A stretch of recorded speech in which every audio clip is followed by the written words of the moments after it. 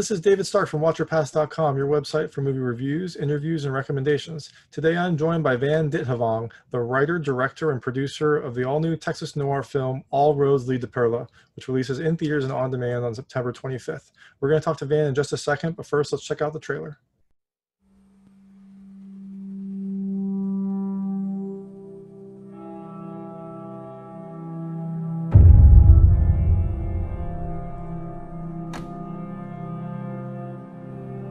I saw you the other night, you know. You sure? Maybe you made a mistake. People make mistakes all the time. I don't think so.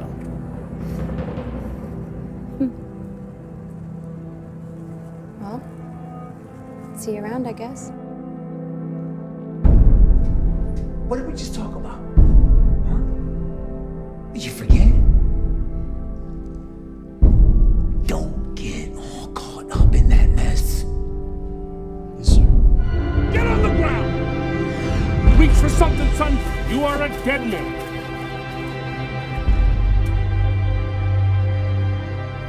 You know, in the perfect world, we'd all be dancing all the time.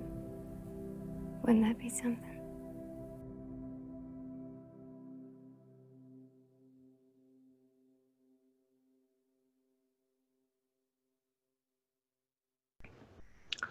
Well, thanks so much for joining me, Van. The review hasn't been posted, but I really loved the film. I loved the the noir aspects. I love the cinematography. It's such an interesting story and a lot of understated elements that I really, really liked.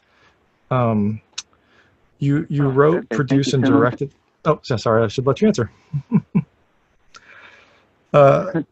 You wrote, produced, and directed this film. So, what was the inspiration for this story? It's such an interesting, unique small town story.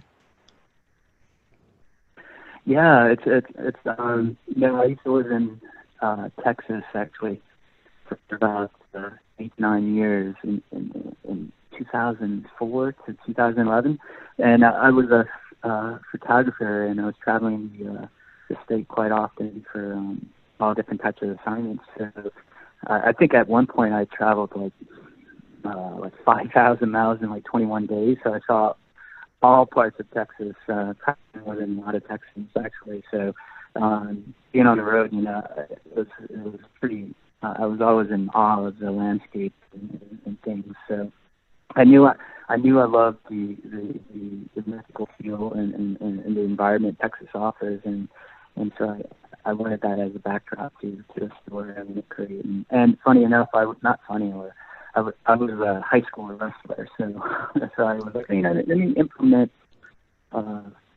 this character into the story, into the setting, and so those are the genesis of the film. As a wrestler, I was trying to explore, you're always losing weight, you're starving, starving for food, starving for attention, starving for love, or what have you, and it really makes you primal. So you just really react and try to survive. And so I had that kind of feeling I wanted to try to investigate with this film. Interesting. Sorry, it broke up a little bit towards the end, but you said you wrestled in high school? Oh yeah, I did. So that was genesis of it. One of the part of losing. You're always losing weight or starving for food, starving for attention or love or things like that. I wanted to explore those themes, those primal themes when we as humans just kind of react on instinct. So those are one of the aspects I wanted to uncover. Yeah, no, I think you definitely hit that. I saw in your background in your statement that you had your own kind of harrowing escape to a better life. Did that also kind of inspire some of the themes in this film, or was that just so long ago that you don't really remember it? Maybe subconsciously, because even if the things I do write or I'm really interested in is thematically like love, lust, and loss. Those are the three aspects I really want to explore. But family is a big theme. especially with this film as well, you'll see like pockets of different families and how we relate to each other and how we how we treat each other as well. And there's maybe subconsciously my little background history of leaving or fleeing or trying to find a new life. I was sat back there. So that's pretty interesting.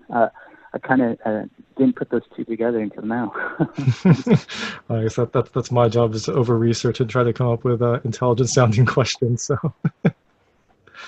no, that was you know, I was like, oh yeah, it does make sense to me.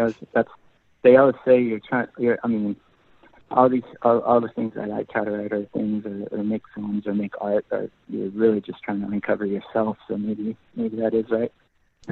That I was trying to come to the conclusion of the escape.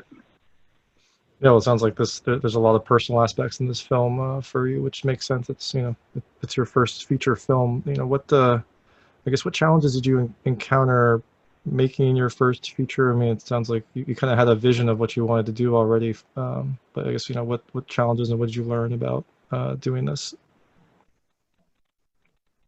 Yeah, absolutely. First feature film. I think definitely it's quite a load. It's a tedious process from each stage, from development to financing to pre-production, production, post, and the whole life cycle of the film. I think each stage has its own kind of unique challenges, definitely, for sure. I think what was surprising, or not surprised, everything was kind of surprising because it's your first rodeo, but it's like, when you're trying to get this project off the ground, and how it's like that chicken and the egg thing. It's like it's your first one, you don't have evidence, and everyone's trying to question you can execute things, and could you do this, could you do that? It's a big jump from shorts. So I think how I felt about it is like the only commodity I think I held was the story. I knew the story, and knew how I want, and I think that's what I relied on. If I was inexperienced in any other areas, I always fell back on the vision for the story, and I think that's the thing that gave me confidence for when challenges arise, or you're always putting out fires. But if I could just go back to the story, that usually helped guide my decision. So I think the whole thing was a huge challenge. So. Yeah, well, this is a pretty intense film for a first feature. I mean, there's a lot of kind of intertwining storylines and characters. I mean, the cast alone is a pretty large cast. So I commend you for taking on this big of a task, and especially for pulling it all together into such a beautiful work of art. So. Well, really appreciate that. I think that's one of the things about being naive. You don't really know what you're getting into.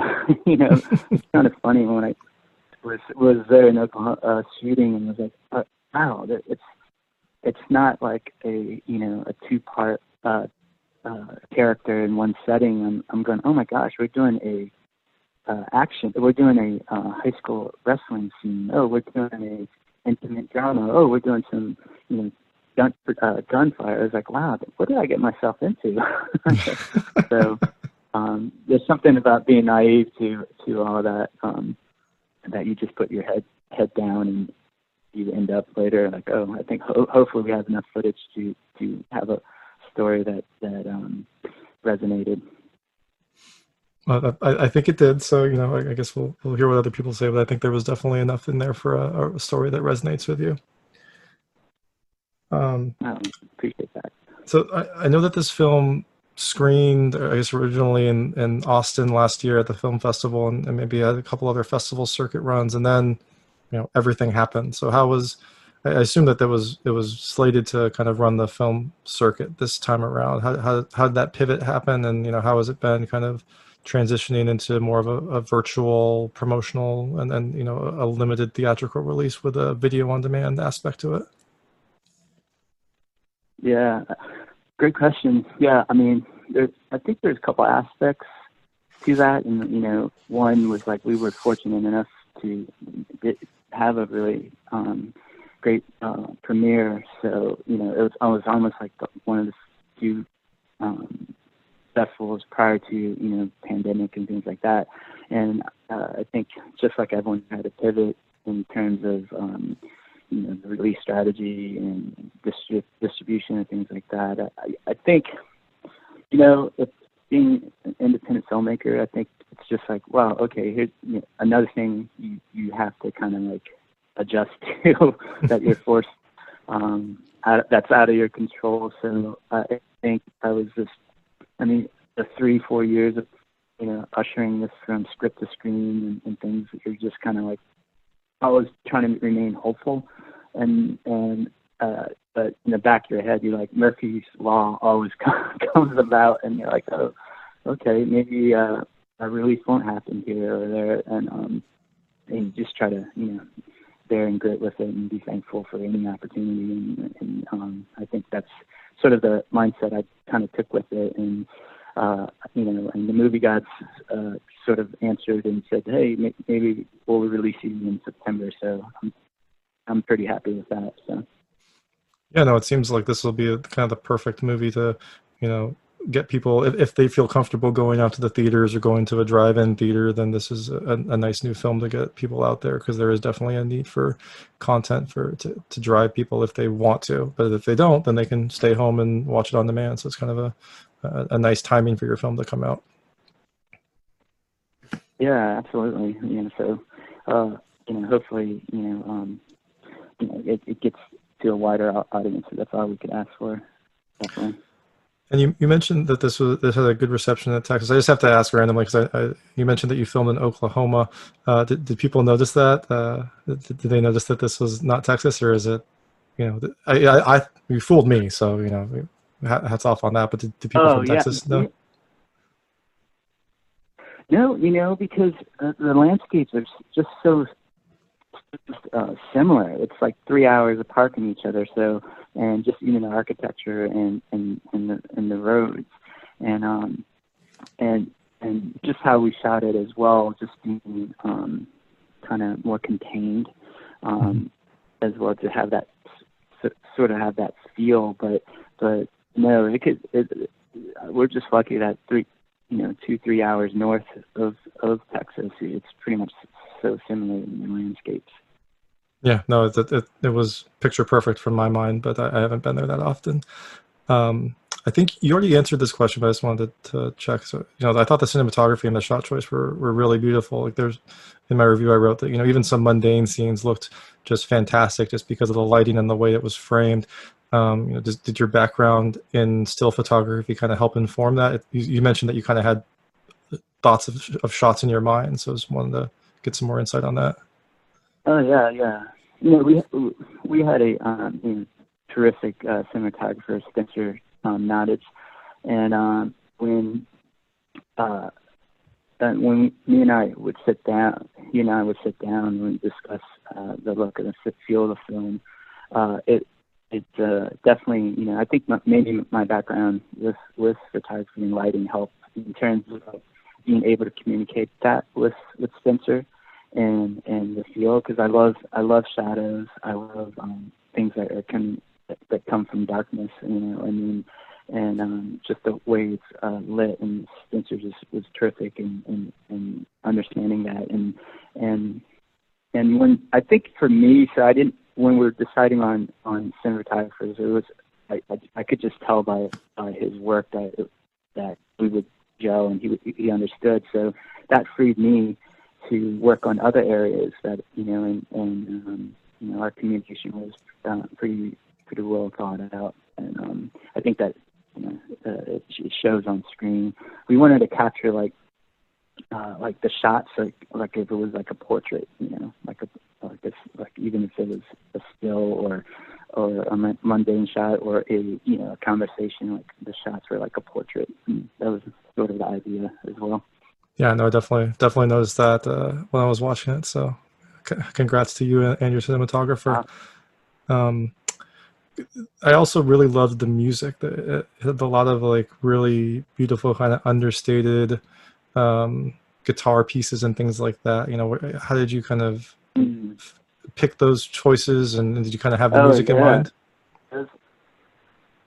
Yeah, again, you know, my whole strategy, you know, this is surround yourself with better people, right? So, Curtis pieces are, if I'm the least experienced and the worst person on set, I think we'll be good. So I was just trying to play with people who are much more superior. So with Curtis, I've known Curtis for he's a composer a long time. He did start out doing shorts. We met in Fort Worth, Texas, and so when I told Curtis about this project, there were certain things that he had, and you know, a lot of, I don't know how most directors or people work, and they usually go, hey, here's a scene, and compose for the scene. But just because I know how artistic Curtis is, it was better for me to go like, hey, Curtis, could you produce something like, say, if what it felt like if you know, you had a paper cut, you know, or hey, how about the first time you ate cotton candy? What did that make you feel? So he would create these bits and soundscapes and things for me. And while I was editing, I would drop them in. It was like a DJ in terms of, oh, this fits right here instead, you know, and kind of morph that. So I wanted that kind of tone, and he had an idea of kind of having a, you know, spaghetti western kind of twang and of that feel that tied things in, but we still wanted some atmosphere to it as well. So that was sort of our collaboration. I like that description of, you know, what it feels like to get a paper cut. That seems like an interesting piece. It's the worst, right? Yeah. It's so little, but painful. So, you know, one thing I want is just more time with the characters. You know, is there a chance at deleted scenes? Are there, you know, other things that we will get to see, or is this kind of the work is, you know, a self-contained piece right now? Yeah, you know, that was, even from the earlier stages. There are a lot of characters. So it was almost like it was almost like if I lived in a, you know, fairy tale world, of which I daydream a lot. So maybe it almost would fit if it was more episodic, because there was just so many, like, you know, from the cowboy boy and Mamo and their characters to you know, a lot of different areas where there are different pockets of families and lots of characters, and it's tough to kind of cram them all in a you know, 100 minutes and still try to feel for them. But with Addison and Alex playing the lead, it was just like, wow, their chemistry was just, you know, just fortunate to have that. But there are, you know, other storylines between, like, the coach, lots of other things that, yeah, you know, I think we could have definitely explored more, but like, it might have been a 3-hour film. So I still would have watched it. Unfortunately, there aren't too many deleted. Yeah, unfortunately, there won't be too many deleted scenes. We're on a tight timeline. Makes sense. All right, so I know I don't want to keep you for too long, so I'm going to switch to, I call it the lightning round. It's just very lightweight questions that kind of relate to the movie or relate to the characters, and kind of see what, you know, how you map onto those the characters and things that happen in the film. You can answer as much or as little as you want, although I try to keep them very answerable. So I guess, you know, before this film, have you ever fired a gun? Yes, I have. Yes, I have a shotgun in a farm. Yes. There you go. The next question was, have you played a high school sport? But you mentioned you wrestled. Is that the only sport you played in high school? Yes, high school wrestling. Don't ask me why. I mean, it's a good way to test yourself. So, did you have a part-time job in high school? Part-time job in high school. I had summer jobs. Yes. Perfect. Not during school, but yeah. The film has characters who are trying to kind of escape to a better life in El Paso. So if you could pack up and go somewhere to, live your dream life, where would that be? Currently, my brain is on Hawaii right now. Oh. For some reason. It's a good choice. Yeah. I was just thinking. I just had a conversation with someone who's like, "Oh, there's nothing poisonous there. Great coffee, and seems like a nice little pit stop right now." Yeah, no, and you get to just enjoy the beaches and the beautiful weather without worrying about too many people. So, in high school, the characters here are kind of outcasts, I guess. So in high school, were you popular, an outcast, somewhere in between? Not popular. I wasn't in that. I was probably in the middle. Sure. Probably not. Yeah. Pretty unforgettable. I mean, pretty forgettable. I didn't make a. I wasn't like Ducky in Breakfast Club or anything, but I was just there. Perfect. I think a lot of us. I think that describes a lot of us. So that makes sense. Do you own a Definitely cowboy wasn't the Jake Ryan. Do you own a cowboy hat? I do. Yes. Perfect. And so I asked Addison this because she has experience, but I think you also have a similar level of experience. So I believe you grew up on the East Coast, so you probably know Five Guys. And I saw you went to UCLA, so I assume you know In-N-Out, and you spent time in Texas. So I assume you know Whataburger. So which is the best? I mean, to settle this age-old debate, please.